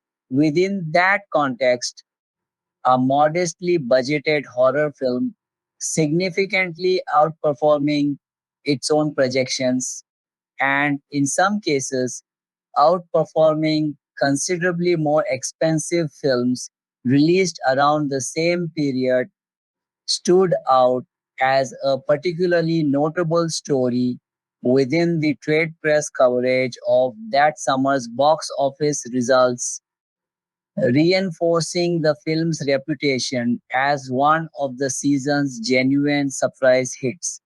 Internationally, the film's performance varied somewhat by territory but remained broadly strong. In Australia, the film opened to $1.8 million in its debut weekend, placing third at the local box office behind The Heat and This Is the End. Its eventual total gross in that market reached $8.2 million. In the United Kingdom, the film opened on August 6, sharing its opening weekend with the family film The Smurfs 2 and earned roughly £2.6 million, equivalent to approximately $3.3 million in that opening weekend before going on to accumulate a total UK gross of $16.2 million. Its single strongest international market proved to be Mexico, where the film opened in first place on August 23 and went on to earn $18.9 million overall, representing its largest total gross among all territories outside North America.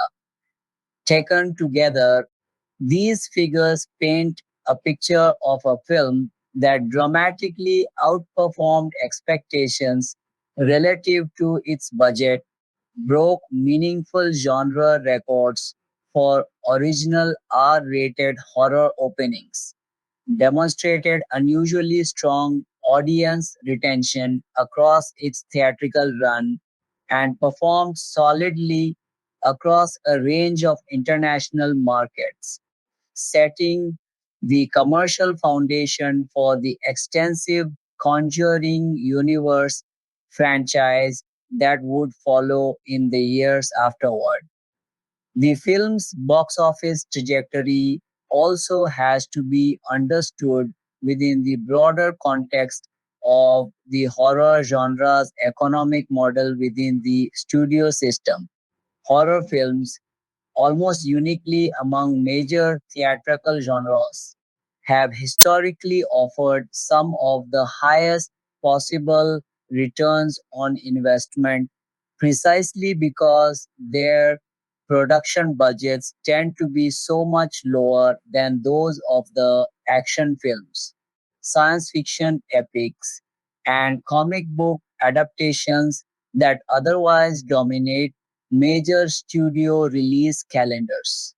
A horror film that grosses even a relatively modest sum by blockbuster standards can still represent an enormous financial success if its budget was kept correspondingly low, and The Conjuring's $20 million budget set against its final worldwide gross exemplifies this dynamic in particularly dramatic fashion. This return on investment logic is a significant part of why studios have continued to invest in original horror properties even in eras dominated by pre existing intellectual property. Since a successful horror film can generate profit margins that few other genres can match. The film's performance also had ripple effects beyond its own box office run, directly influencing how quickly and aggressively the studio moved to develop follow up projects. The scale of the opening weekend, combined with the film's unusually strong audience retention in its second weekend, gave New Line Cinema clear commercial validation to begin developing a sequel and to explore related spin off properties well before this film's theatrical run had even concluded. This kind of rapid franchise building response to an unexpected box office breakout has become a familiar pattern across the modern studio system, but the speed and scale with which the Conjuring properties expanded in the years following the original film's release stands out even within that broader trend, ultimately growing into a franchise spanning multiple interconnected subseries built around different supernatural entities and cases introduced across the various films. Critical response. Critical reaction to The Conjuring upon its release was largely positive, and the film went on to accumulate strong aggregate scores across the major review aggregation platforms. On Rotten Tomatoes, the film holds an 86% positive rating based on 227 collected critics' reviews, with an average rating of 7.2 out of 10. The site's consensus summary characterizes the film as well crafted and gleefully creepy, noting that it builds dread effectively through a series of well executed old school scares. On Metacritic, which calculates a weighted average score rather than a simple percentage of positive reviews, the film received a score of 68 out of 100 based on 35 critics, a result the site classifies as indicating generally favorable reviews. Audience reaction, as measured by CinemaScore polling of opening weekend moviegoers, was similarly enthusiastic. The film received an A- grade on the service's A to F scale, a notably strong result for a horror release since audience polling scores for horror films tend to run lower than for other genres due to the inherently unsettling nature of the viewing experience.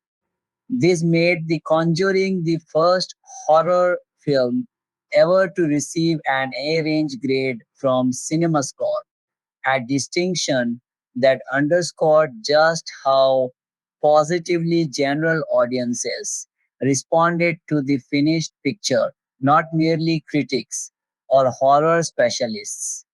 Individual critical reviews reinforce this broadly favorable consensus, though with some notable dissent. Sherry Linden, reviewing the film for The Hollywood Reporter following its screening at the Los Angeles Film Festival, praised the film's restrained use of digital effects, its strong and sympathetic central performances, and its accomplished production design, drawing comparisons to classic genre touchstones such as The Exorcist and the original 1979 film adaptation of the Amityville Horror. She suggested that while the film did not quite reach the emotional depth of the former, it substantially exceeded the latter in terms of pure cinematic craftsmanship. Justin Chang, writing for Variety, offered similarly enthusiastic praise, describing the film as an exceptionally entertaining old fashioned freak out and ranking it among the smartest and most viscerally effective thrillers he had encountered in recent memory. Alonso Duralde of The Rap likewise praised the film's effectiveness, making the point that the picture does not attempt to reinvent the established tropes of the horror genre. Ghosts, demons, and exorcisms are all well worn territory, but arguing that mastery of established craft can be just as valuable as innovation, drawing an analogy to how a legendary performer working within a traditional art form can still produce something remarkable without needing to invent an entirely new form. Chris Nashawati of Entertainment Weekly gave the film an A- grade in his review, specifically highlighting the effectiveness of its mood building and sound design in producing scares that never felt cheap or unearned, a distinction critics often draw between horror films that rely on abrupt jump scares for cheap effect versus those that build a more sustained atmospheric sense of dread. Not all critical response was uniformly positive, however, and a meaningful strand of criticism focused on the film's heavy reliance on genre conventions and its similarities to earlier, well established horror classics. particularly The Exorcist and Poltergeist. Eric Kohn of IndieWire captured this line of critique memorably, framing his critical objection around the idea that while the Warren characters within the story may know how to handle demonic possessions, the film itself struggles with an entirely different kind of haunting, an overwhelming familiarity with tropes and beats audience had already seen executed elsewhere.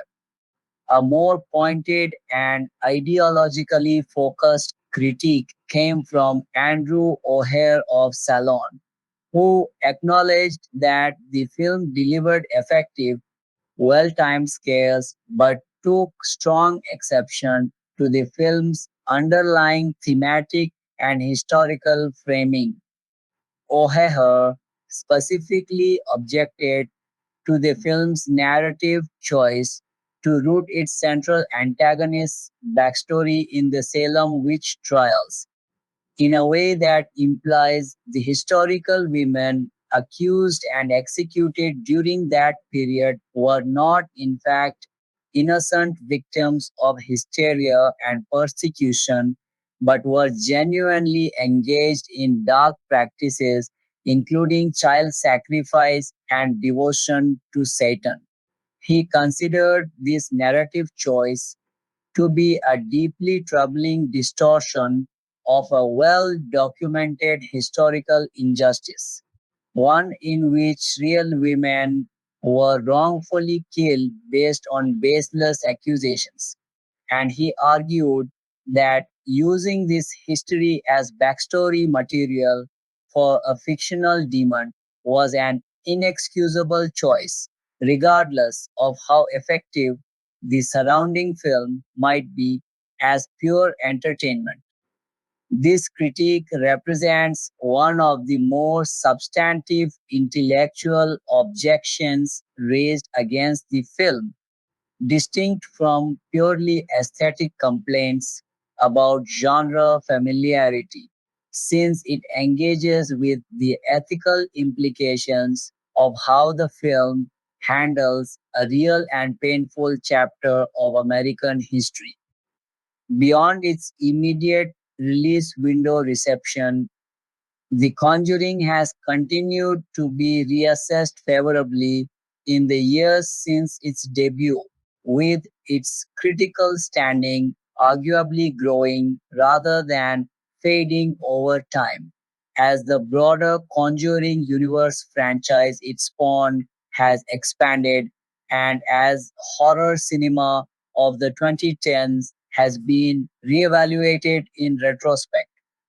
In July 2025, The Hollywood Reporter placed the film at number 9 on its list, ranking the 25 best horror movies of the 21st century, a strong indication that critical esteem for the film has not only held steady over more than a decade, but has, if anything, solidified as part of the broader critical conversation about the best horror filmmaking of the era.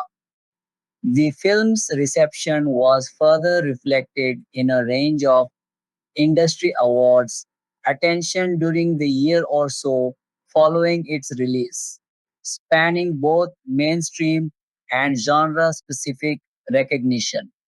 It received a nomination for Best Sci Fi Horror Movie at the Critics' Choice Movie Awards. At the Empire Awards, it won in the Best Horror category. The Fangoria Chainsaw Awards, a ceremony specifically dedicated to recognizing achievement within the horror genre, honored Lili Taylor with a win for Best Supporting Actress and recognized the film itself with a win for Best Wide Release Film. At the Golden Schmoes Awards, an online genre fan voted award, the film won Best Horror Movie of the Year and received an additional nomination for Biggest Surprise of the Year. The Golden Trailer Awards recognize the film's marketing materials directly, awarding it Best Horror Trailer honors, awarding its television spot Best Horror TV Spot, and nominating a separate spot for Best Voice over TV Spot. The film also received a nomination at the Hollywood Film Festival for its Hollywood Movie Award, and it won Best Horror Movie at the IGN Summer Movie Awards. Vera Farmiga received a nomination at the MTV Movie Awards in the category of Best Scared as Shit Performance, an award category specifically built around horror and thriller performances that provoke visceral audience fear reactions.